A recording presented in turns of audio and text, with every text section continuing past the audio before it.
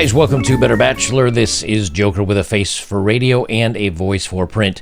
I like tonight's article. It's a really good article because it touches on like 5 things that I've mentioned in various other videos. And the reason why sometimes, like if I did a video 4 months ago from one art or one publisher, and I find another one that touches on it in a slightly different way from a different publisher and a different author, it's kind of the same subject, but it reinforces some of the messaging that I put out there.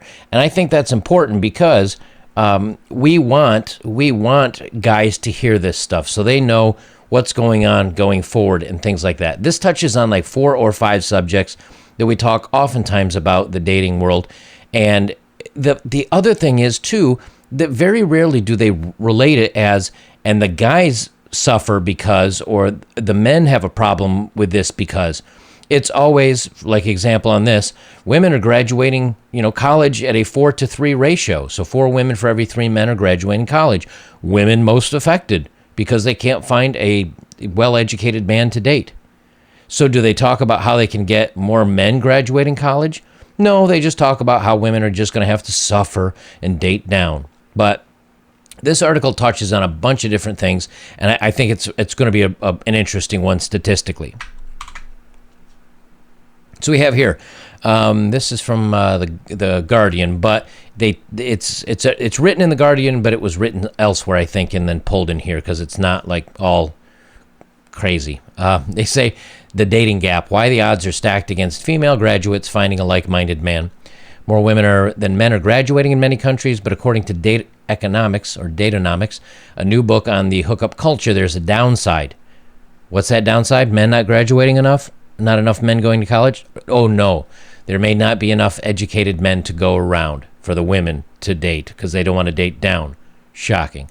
And they say, is it time to widen the search? Yes. Interestingly enough, I don't think the user here ever, the illustrations by Scott Garrett, I don't think he's ever used the dating app because right is yes and left is no, and they're showing right swiping, throwing the guys out of the app. So I'm going to start a little bit low here, and I'm going to try to pick and grab just a little bit because otherwise we'll be here all night. Kat, who works in social media and graduated last year, said of her group of female friends, only one of them has a boyfriend, and the others are all really attractive, fun girls, clever, educated, and can't find a boyfriend. It's really odd. She thinks it has a lot to do with dating apps such as Tinder, where everyone's thinking there's something better around the corner, but it could be just a numbers game, she says, though Berger will say these two things are linked. Maybe because there's more choice of girls than there ever was. It's more difficult to find a guy because the pool is smaller. Now they're saying here, well, there's more choice of girls than there ever was. What does that mean? It means for the educated top guys, there's more choice of educated women to choose from because 3 graduate men for every 4 graduate women. So there's a surplus of women. But if you look at the first part of this, they says of her group of female friends, only one of them has a boyfriend and the others are all really attractive, fun girls, clever, educated, and can't find a boyfriend. Now, will a really attractive woman date a less attractive man? Yes, if he's got some social game and he's got good income and he's funny and he's clever and so on and so forth, if they meet in the real world. But on a dating app, no. Clever, educated, so on and so forth. So the thing is, since so many people are using dating apps now because you work long hours, both women and men are working long hours, and it's easy to pick up your phone here while you're sitting and you go, I'm kind of going to surf, watch a movie or whatever, and I'll do some swiping. Because if you get up and go to the gym in the morning and you go to work until 5, 6 o'clock, come home, feed your 14 cats, and then decide to go out for a drink or something, not a lot of time left in the day. So they're using the apps. Unless you're good looking, you don't get a swipe. So these really attractive women are going, he's good, he's unattractive. Oh, he's good looking, unattractive. He's good look, and they're missing out on 90% of the men out there. Berger had started noticing that he was around far more single women than men. It struck me as odd because the women seemed to have a lot more going for them than some of the men he knew in relationships, which is the way of saying they were better looking and better company, he says over the phone from New York. This was also true of my own circle of friends outside of work. I knew a lot of single women, and my wife and I used to try to play matchmaker, but it got to a point where we didn't know any single men anymore. He set out to find out what was going on. All right. So interestingly enough, though, the only thing I can think of why he knew a lot of single women but no single men, you'd think if the men were not attractive and not didn't have anything to offer, well, those guys would be single. But think about what he's saying is, I don't know any of these men. Do you know how many people here in this small little town that I know or that know of me? Maybe the chick I pick up a pizza from every 3 weeks, and maybe the girl at the grocery counter if I go through her line more than 4 times. That's it. Why? Because I stick to myself. I love being by myself. Now, maybe I'm not the most dynamic, attractive, and successful man in the world, but I'm a man. And so, no, I think a lot of us are kind of not going out and trying to do the date thing anymore. On top of that, now you add in these women that are being very selective and very picky, and you hear this. There are no available men. There are no men to date.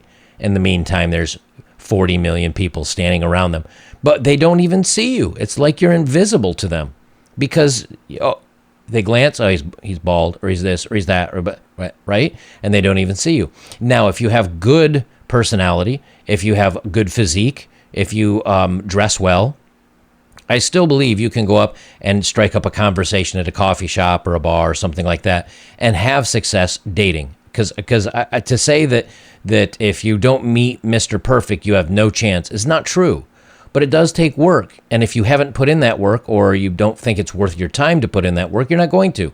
Thus, lots of single women standing around socializing, and the men like me and many of you that aren't social butterflies and don't need the social interaction go, I'm fine cracking a cold one, going home, throwing on an old movie that I've seen like 1,600 times, grabbing a couple slices of pizza, maybe working out a little bit, surfing the web, whatever, right? So I'm invisible to society, and I think that may be part of this as well. Now look at this graph. She's so sad being so high up on the pedestal and so successful because she looks down and she goes, oh, there's hardly any men there. Really, but again, it's the men most being affected because they're not graduating the colleges at the same rate. If you look at my videos from several months ago, the one when I was talking about college graduates and the graduation gap, there are still, I think there was 320 scholarships for women, and some of them went up to as high as $80,000, but the brunt of them were around $10,000 to $20,000. And you look at the ones for men, there were like 20 for men, and they ranged up to a maximum of about $10,000.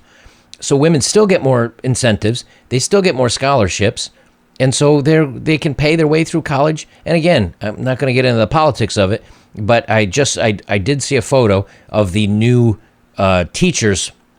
They had the new teachers at a university, and they were all lined up for photos. There was one dude out of 80 teachers.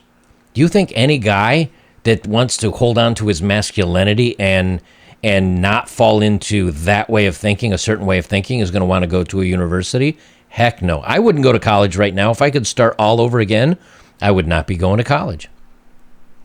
In the West, he writes that among 22 to 29-year-olds, there are 5.5 million college-educated women, 4.1 million educated men. We're seeing a gap in the UK too, so on and so forth. In the U.S., his book has been greeted with relief. Women have told him it's a comfort to know that there's nothing wrong with them, that they've just fallen victim to the numbers. That's right. Men not graduating college enough is making women fall victim to the numbers. Not the men that aren't graduating, the women. But it's also described as depressing and patronizing. One of his bits of advice for single women is to move to Silicon Valley and snap up the educated single men there. To be clear, we're talking about women who want to find a partner. There are plenty of women who don't feel finding a man is a high priority. But for educated women who refuse to date non-educated men, it creates two problems. It creates a statistical challenge because they are voluntarily limiting themselves to a dating pool that has 4 women for every 3 men, but also gives way too much leverage to those college-educated men.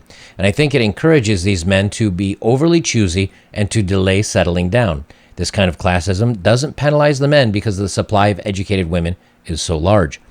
This isn't just an educated versus non-educated issue. This is also a attractive man issue. It's also a successful, high income man. You know, when there are fewer men that women will choose, whether it's because of education, whether because it's income, whether because the guy works out and he looks really good, or he's attractive, whatever it is. When 80% or 100% of women only want to date the top 20% of men in whatever category, those men realize, you know what? They're all coming for me. I have my choice of these women. What happens? Number one, the women do not get a man to stay with them. Now, he may temporarily stay with them, but they don't get a man to wed her up or to stay with her or have a family with her. And number two, the guys say, I don't need to, because if she makes me unhappy in any sort of way, I can go with this one or this one or this one. And until women shift their scopes down a little bit in many categories, or a lot of bit in many categories, they're always going to be used and cast aside. And the guys are going to be like, look at me. I'm having all the fun in the world with all these women that keep picking me, even though I'm a horrible human being, and I treat them poorly. But they want to go after me because I'm good looking, or I have finances, or whatever, right? Now, the dating games, the guys that tell you, hey, if you learn red pill content and you want to go out there and you date, they teach you to be comfortable in social scenarios, and to dress well, and to have a certain way of comfortably speaking to women, and to make them feel good, and to find you exciting and interesting. It does work. It works on the short term. But when it does work and these women say, oh, he's interesting, I'll be with him for a short period of time, even that guy, who may not be all the top, whatever percentage, even he can find some game. And so, but what, does he stay with any of the women? No, unless he thinks he finds his unicorn. So you end up with lots of guys getting action, not wanting to settle down, lots of women wanting to be with them, and ending up alone and bitter, alpha widows, right? He says one of the drivers of the so-called hookup culture is the number of men who have found a wealth of available women to choose from. I'm not trying to be the morality police, he says, and he's not saying that everyone wants to be or should be seeking a marriage, or there aren't enough women who enjoy casual intimacy as much as men. But I do think the imbalance gives men more incentive to play the field. Kind of just what I just said. It isn't really that surprising that we like to form long-term relationships with someone like ourselves. And a sort of mating, the term sociologists use to describe this tendency, has been rising. I suppose it's horrible to say, but I guess if someone's more intelligent or better qualified, I feel less that I have to be wooed by them, says Holly, 27, who has an MA and works in post-production for television. She's mainly attracted to Oxbridge graduates. How specific? She says with a small laugh. I do prefer dating people who are intellectually superior for her.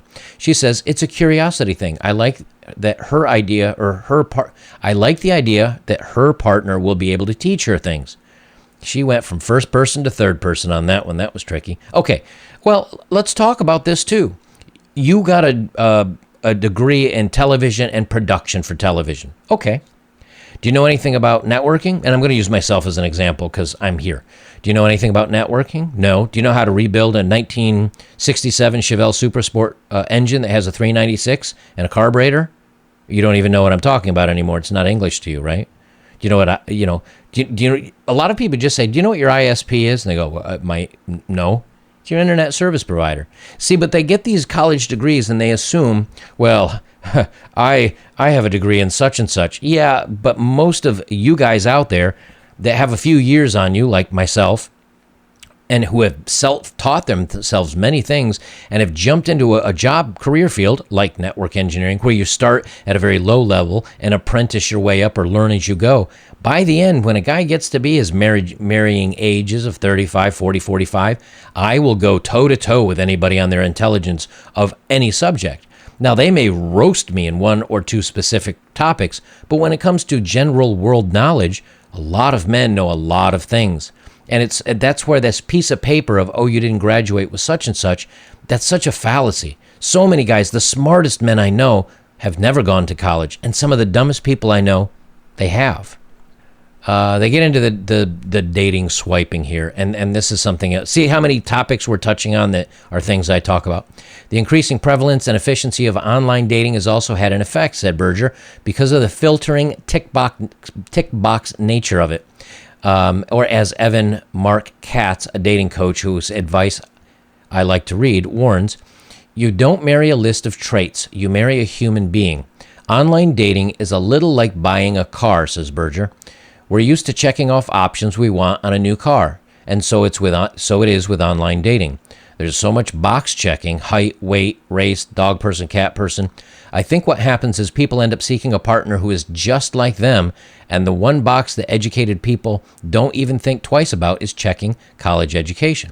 They never see the dating profiles of or meet people who don't have a degree, whereas when we meet potential partners in person, at work, in cafe, on the train, their education achievements aren't the first things that are obvious, and when we find out later, they may cease to hold as much weight.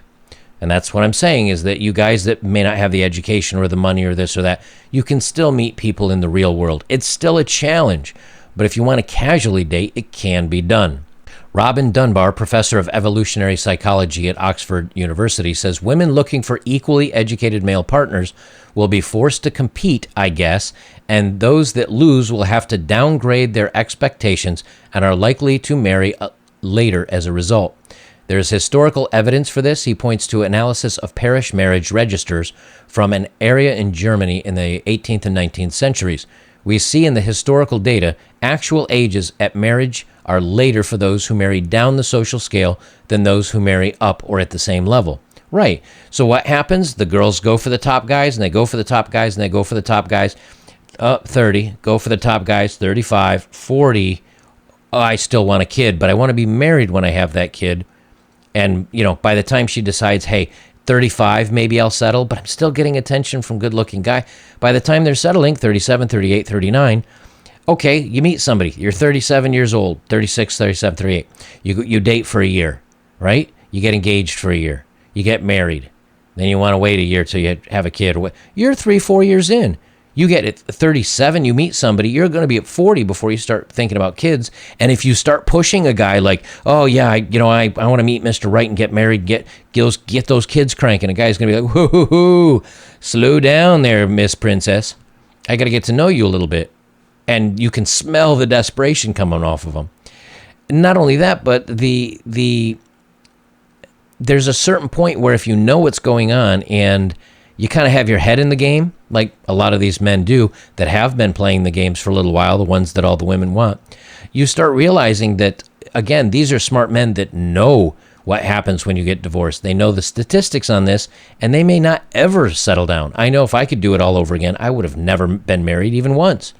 Because, yes, I got out of it scot-free and very easily, but if she had gone, cuckoo for Cocoa Puffs, I might have had a problem. He says this isn't just an issue for educated women, though the focus has been on them. Women's romantic choices are always analyzed, of course, with a skew towards the scaremongering. I doubt anybody was too worried about men's prospects when male graduates outnumbered females. No, they didn't, because men will date down, because men are like, I'm expected to carry the household. So if she's not quite as educated or doesn't make as much money, it doesn't matter, because I have to be better than her anyway, because that's how society works. Well, these women now are way up here, and there's so few men that are above them, meeting all their criteria, that it's just not happening. See, with men being able to date down, women becoming more educated than men is hurting themselves when it comes to marriage and dating, and it's hurting men when it comes to earning as much. So women only wanting to date up, there's less of them. All right, so that's pretty much it there. So here's our takeaways from this, right? Number one, of course, men aren't graduating at the same rate that women are, and that's a problem. That is a problem. But the way the universities are aligned right now, they are very politically left, and they are very feminist and very much led by women. And so this, in many ways, does not bode well for men. And I think that's why some men are deciding not to go. I know I wouldn't. On top of that, so that's the first problem. On top of that, these educated women don't want to choose the lesser educated men. That's also another problem. They're waiting later in life to get married because they're enjoying their time trying to catch Mr. Perfect. And even if they fail, but they've dated him for a short period of time, they've enjoyed the time with him. They're just terribly disappointed when he doesn't choose her. So what does she do? She goes right back out and tries to pick another guy that's way up on the chain, so to speak. And she's not succeeding until all of a sudden it's 35, 37, 38. Oh my gosh, I have to find somebody. And then they settle. They feel like they settle. He might be an awesome, amazing man, but they feel like they settle. Then you've got your guys that are, again, those top men, whether it's education, looks, whatever. They're getting to the pick of the field, and they're not settling down at all or until very much later. Like the 37-year-old girl that's freaking out because she wants to have kids and all that, she may have to go up to a guy that's 50 or 55 because the guys that are around her age are dating down lower. And there's so many studies that show that. And they're not settling. They're not like locking it in. Guys are like, I'll casually date you at 37, but if I'm going to get married, I'm going to find somebody that's hot and beautiful at 27 that's fresh out of college because I can, right? I can. So that leaves the women dating much higher. And then lastly, they talk about that the dating apps and everything else, because women are being so picky, it's working against them. And we've known this, but now they're saying that, education is another barrier. So I find this incredibly interesting because I think the one thing that they don't have in here, and you can't really get data on, is you look at a channel like mine and you look through the comments, and there are guys that say, I casually date. There's guys that say, oh, I hook up, or I have even some of you have a living girlfriends or whatever, but you're never going to get married, right? Then you take guys that have never had an experience with a woman yet. You guys aren't even being counted in the statistics yet. And you may at some point, or you may not, depending on how you want to jump into this. And then you've got maybe guys like myself that we were there. We've had successes. We can say, you know what? I've seen what it's all about, and I'm just not into it anymore. Now, and for some of us, that may change. For others, it may not. But there's always this quiet undertow, this current going along of guys waking up to see how bad marriage and long-term relationships and everything works out for this. And I think that's the number they're not talking about here, that there's more of that. And so when you take away all these numbers, yeah, I can see why women would start saying, like, there are no men out here. And because when you add all this up, there are plenty of men, but they're just not the caliber that they want them. And the caliber that they want just aren't dating them, or they're staying home and not being involved at all. Guys, I'll leave the link down to this below if you'd like to read through it, and it has links to other studies if you'd like to go through those as well. If you'd like to support my work, links are below as always. If you have, thank you very much. And the best way you can support me is like, comment, share, subscribe, and check out my older videos as well, because that keeps the channel numbers going well and more people can find this content. Guys, I'll leave it there. This is Better Bachelor. I'm Joker. And remember, if you're not one of the top percenters in any field in any way, you're going to have your work cut out for you. It can be done. But in the end, again, you have to ask yourself, is it worth it?